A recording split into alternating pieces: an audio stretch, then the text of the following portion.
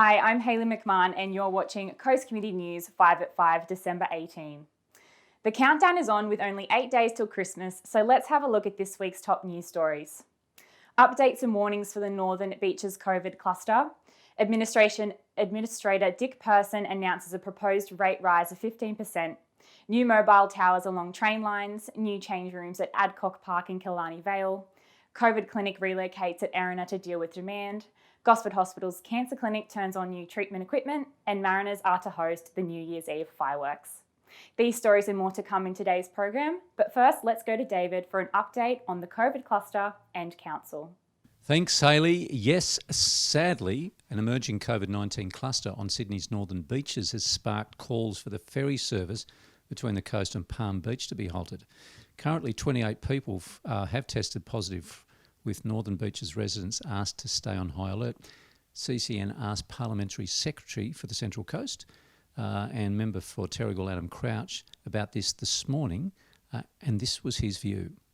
You should not be travelling to the northern beaches, either by ferry or car at this time.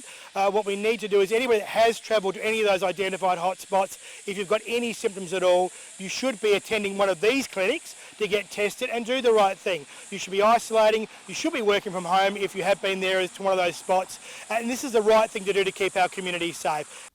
This comes at the same time Central Coast Primary Care has upgraded their Erina-based COVID-19 testing clinic at the grounds of the EV Church at Erina.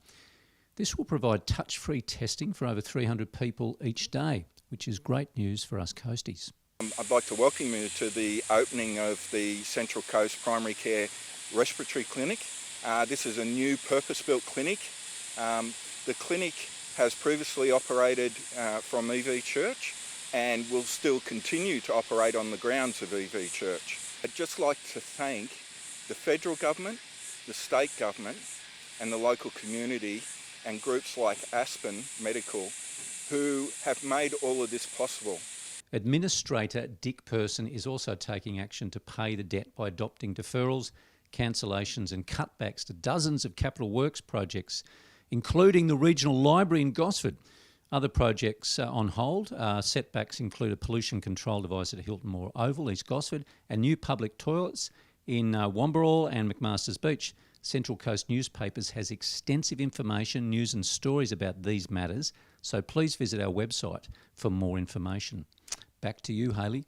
Thanks, David. Trains will now receive better coverage between Hornsby to Wyong thanks to new mobile towers being installed.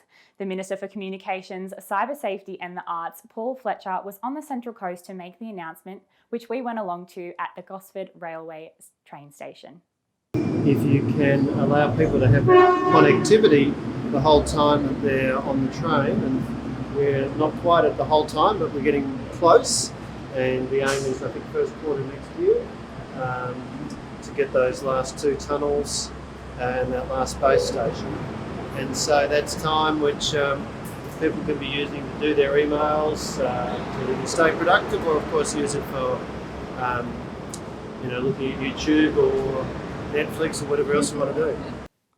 And a fancy new change room complex has been built at Adcock Park in West Gosford, giving residents who participate in AFL, netball, cricket, touch football, OzTag, cycling and athletics access to a range of amenities. We spoke with the ladies at the Gosford Netball Association about the state-of-the-art facility. Yeah, it's taken 10 years, but we've managed to get through it and worked with council and along the way, so it's been worthwhile. There are more change rooms popping up on the coast, with Killarney Vale AFL Club benefiting from $300,000 in funding to construct designated female and umpire change rooms, thanks to the New South Wales Government's Infrastructure Grants Program. And the Gosford Hospital's Cancer Clinic has turned on their new linear accelerator. We spoke to Chris Lee, Director for Medical Physics at Regional Cancer Care, and MP Lucy Wicks about the technology and funding. Linear accelerator design, it's a world-leading piece of equipment, and it really allows us to extend the already high-quality service that we deliver here at Central Coast, and it enables us to do very sophisticated techniques. And that's what we're really looking forward to. This machine is really going to set us up for about the next 10 years.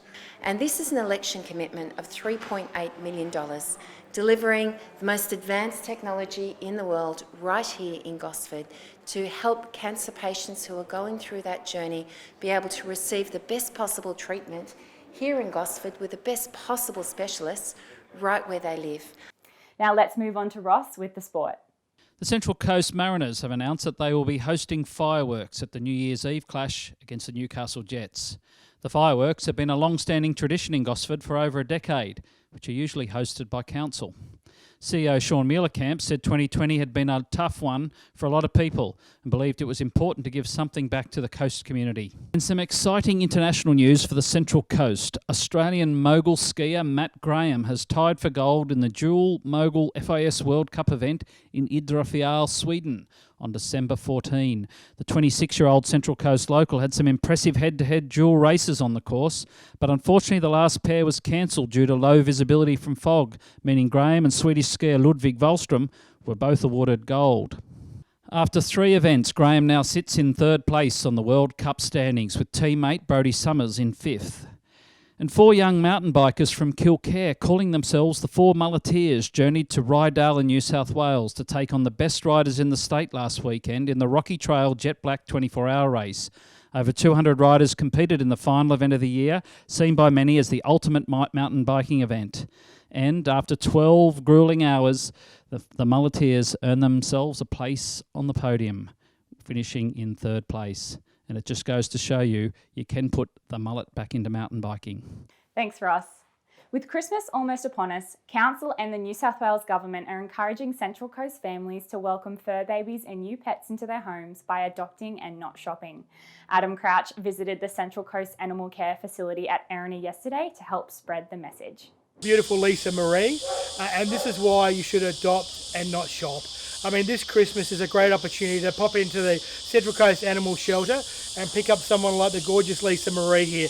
You know, desexed, microchipped, and obviously the state government's providing half-price lifetime registration if you do the best thing and adopt. And I can't tell you how fulfilling it is to look after one of these gorgeous adoptable dogs or cats over Christmas. So leading into Christmas is a great time to pop down and find someone like Lisa Marie and give them a forever home. All of these stories and thousands more are available on our website, and don't forget to pick up a copy of this week's Coast Community News, Coast Community Chronicle and Pelican Post. Subscribe to all of our socials to stay updated during the week. We leave you today with footage from Gosford's newest bar, Lyons Den, founded by brother and sister duo Jared and Claire Lyons. The jungle-themed venue is serving up African-style food and relaxed safari vibes. Have a great weekend, and we'll see you next week. In Reviver previously, it was pretty much a shell, gutted. Yeah. And I think we've done a really good job of doing a full 180 and made it a safari, vibrant, fun, tropical kind of vibe. Yeah, sure. So both Claire and I, we're both hugely passionate about Gosford. So we wanted to bring a venue that we, not only us, can be proud of, but other locals can come to visit and enjoy. I think Gosford's really on the up, and we wanted to be sort of part of that process.